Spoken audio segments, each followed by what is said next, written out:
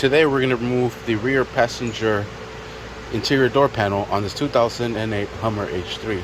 Alright, first thing we're going to do is remove this little cover using a pick. Whoa. Next we're going to remove this cover here using that same pick. And that will expose the bolts that we got to remove in order to get this door panel off. This will be a torque sturdy to get these off. This one here, and one here as well. Next, using a trim tool removal, we'll apply some pressure and pull the tabs out. Don't be scared to give it some force. And just like so, we'll work it loose, pick it up. Then we're going to disconnect the door lock mechanism here, the door handle.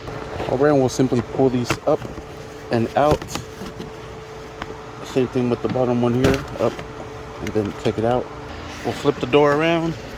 That way we have access to our pigtail and disconnect it right here. And there we have it. And that is how you remove the interior door panel on this 2008 Hummer H3. Thank you for watching. Please like and subscribe.